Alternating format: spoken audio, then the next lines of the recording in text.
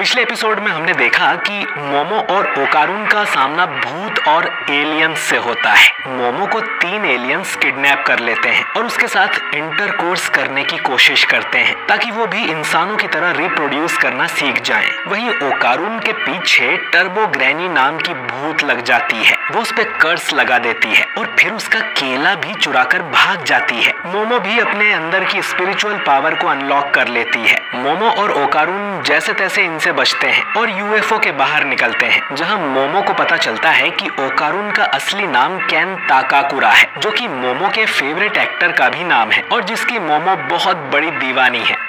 मोमो मना करती है कि तुम्हारा नाम केन ताकाकुरा नहीं हो सकता है और ओकारुन कहता है कि मानो या ना मानो, यही मेरा नाम है। अब मोमो अपने कान बंद कर लेती है, जिससे ओकारुन पर ग्रैनी का कर्स बढ़ने लगता है और ग्रैनी बनके वो मोमो से कहता है कि मुझे अपना केला खिला दो।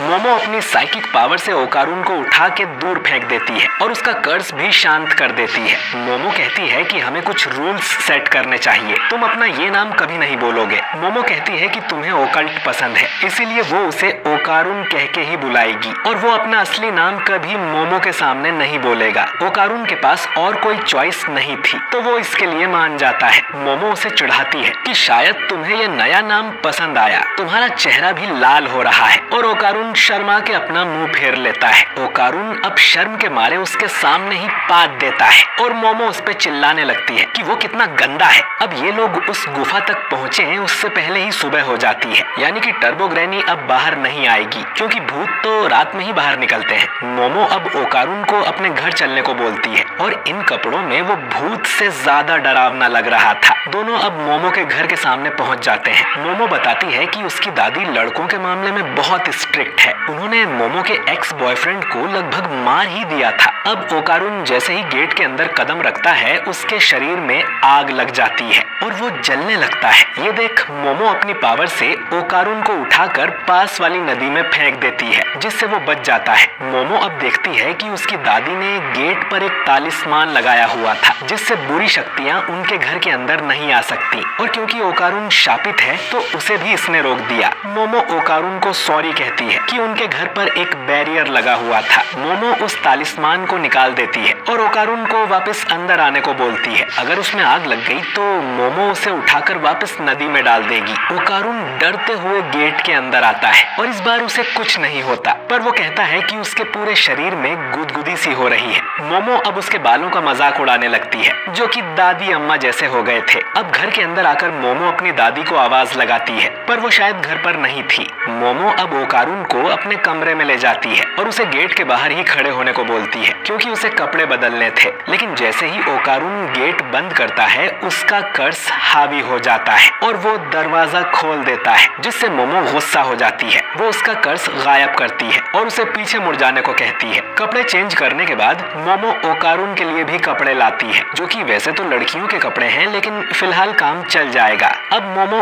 ओकारुन से पूछती है कि तुम्हारा केला गायब हो चुका है ना? टर्बो ग्रैनी ने कहा था कि उसने ओकारुन का केला चुरा लिया है, इसीलिए वो शापित है। ये सुन ओकारुन अपनी पैंट में चेक करता है और वहाँ सच में कुछ भी नहीं था। मोमो अब मजाक में कहती है कि उसे भी देखना है। ओकारुन उसे साफ मना कर देता है, जिस पर मोमो बोलती है कि जब वहाँ कुछ है ही नहीं तो दिखाने में कैसी शर्म। ओकारुन कहता है कि कुछ हो या ना हो वो नहीं दिखाएगा। ओकारुन अब मोमो पर भड़कने लगता है कि ये उसी की गलती है, उसी ने वो गुफा में जाने का चैलेंज दिया था। जिस पर मोमो कहती है कि अपनी फालतू कहानियां सुनाने मेरे पास तुम आए थे। वो बड़बड़ कर रहा था, इसीलिए मोमो ने उससे शर्त लगाई, जिस पर ओकारुन बोलता है कि वो हमेशा से एक दोस्त चाहता है। तो जब मोमो उसके पास से गई तो ओकारुन ये मौका गंवाना नहीं चाहता था, इसीलिए वो उसके पास बातें करने पहुंच गया। लेकिन आखिर में उन दोनों की दुनिया अलग है। उसके जैसा लल्लू कभी मोमो जैसी लड़की से दोस्ती नहीं कर सकता। वो माफी मांगता है कि उसकी वजह से मोमो इस झमेले में फंस गई। जब ये सब खत्म हो जाएगा तो मोमो उसे इग्नोर कर सकती है, जैसे वो उसे जानती ही नहीं। ये सुन मोमो बोलती है कि यही तुम्हारी प्रॉब्लम है, तुम खुद से ही कुछ भी सोच लेते हो, इसीलिए तुम्हारा कोई दोस्त नहीं है, क्योंकि तुम खुद ही लोगों को अपने से दूर धकेलते हो। मोमो कहती है कि वो उसे इग्नोर नहीं करेगी। वो लोग आपस में ओकल्ट के बारे में बहुत बात करेंगे। ये सुनकर ओकारुन की आंखों में आंसू आ जाते जाते हैं। मोमो उससे कहती है कि वो कुछ बोले, जिस पर ओकारून कहता है कि तुम कितनी बदसूरत हो, सामने वाले के मुंह पर बेइज्जती कर देती हो। ये सुन मोमो भड़क जाती है और उससे लड़ने लगती है। तभी उनके घर की घंटी बज जाती है। ओकारून कहता है कि तुम्हारी दादी घर आ गई, जिस पर मोमो बोलती है कि उसने ये घंटी पहली बार सुनी है। उसकी दादी ने बताया था कि उनके घर में 2 घंटियां हैं, एक इंसान के लिए और दूसरी बुरी आत्माओं के लिए, क्योंकि मोमो ने वो तालिस्मान मेन गेट से निकाल दिया था तो कोई भूत उनके घर तक आ गया है। ओकारून बोलता है कि अब हम क्या करें,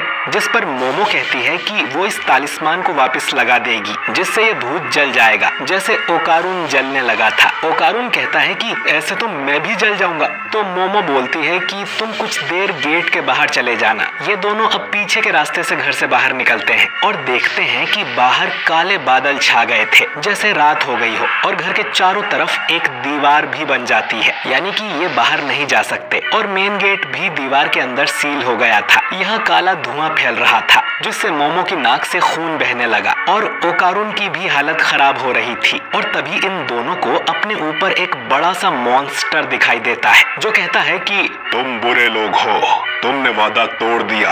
इतना कहकर वो दोनों को एक जोरदार मुक्का मारता है, लेकिन ये उसके सामने से हट जाते हैं। दोनों अब चिल्लाते हुए उससे दूर भागने लगते हैं और वो मॉन्स्टर कहता है कि मुझे अपना केला दे दो।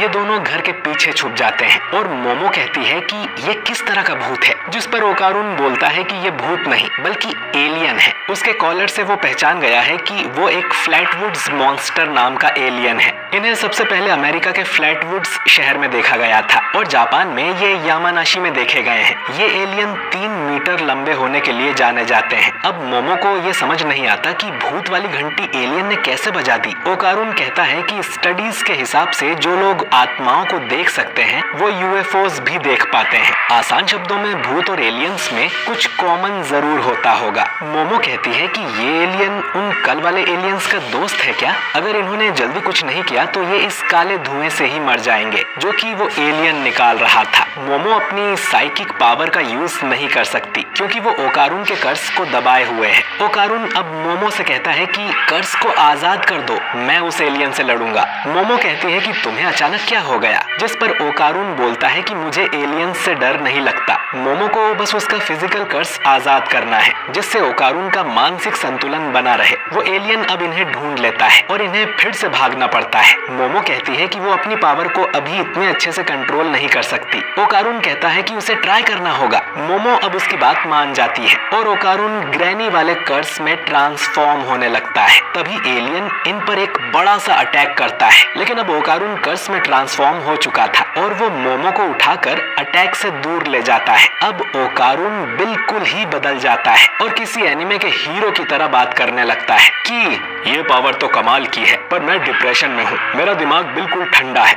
और सब कंट्रोल में है। मोमो को समझ नहीं आता कि इसकी बोलचाल कैसे बदल गई। ओकारून माफी मांगता है कि सॉरी, मैं एक अजीब लड़का हूँ, जो कि केन ताकाकुरा की फेमस लाइन है। मोमो उसे गुस्से में बोलती है कि ये लाइन मारना बंद करो। वो एलियन इनके पास आकर ओकारून को अपने हाथों से कुचलने की कोशिश करता है, लेकिन ओकारून का शरीर अपने आप ही वहां से हट जाता है और अपने दांतों से उसने एलियन की उंगलियां ही काट दी थी। यही ग्रैनी की असली पावर है। ओकारून इतना तेज हो गया था कि मोमो को दिखा भी नहीं, लेकिन फिर ओकारून अचानक ही खून की उल्टी कर देता है। वो एलियन फिर से ओकारून पर अटैक करता है और उसे कुचलने की कोशिश करता है, लेकिन मोमो अपनी पावर से ओकारून को अपनी तरफ खींच लेती है। वो मोमो से माफी मांगता है कि कर्स की पावर को उसकी बॉडी झेल नहीं पा रही है। ऐसा लग रहा था जैसे उसके शरीर के लाखों टुकड़े हो जाएंगे। इतनी स्पीड से इंसान का शरीर मूव नहीं कर सकता। पता नहीं वो अब इस एलियन को कैसे हरा पाएंगे। अब मोमो नोटिस करती है कि वो एलियन एक सूमो रेसलर की तरह लड़ रहा है, तो अगर इन्होंने उसके हाथों को जमीन से टच करवा दिया तो ये लोग जीत जाएंगे। ये लोग अब उसके पैरों पर अटैक करने का सोचते हैं ताकि उसे गिरा सके।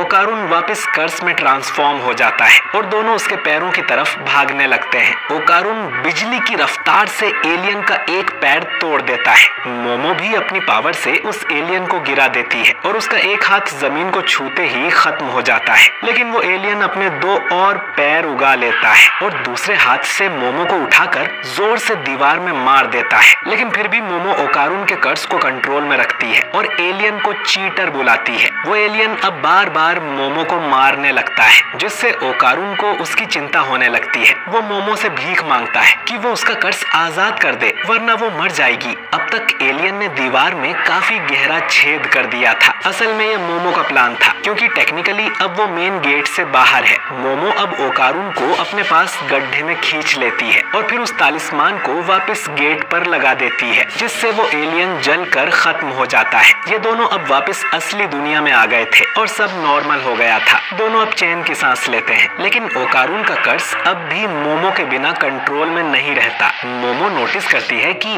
ओकारुन की हेयर स्टाइल भी थोड़ी बदल गई थी। अब काफी थकने की वजह से मोमो बेहोश हो जाती है और उसके बेहोश होते ही ओकारुन का कर्स उस पे हावी हो जाता है और वो पूरी तरह से टर्बो ग्रैनी में ट्रांसफॉर्म हो जाता है और ये एपिसोड यहीं पर एंड हो जाता है।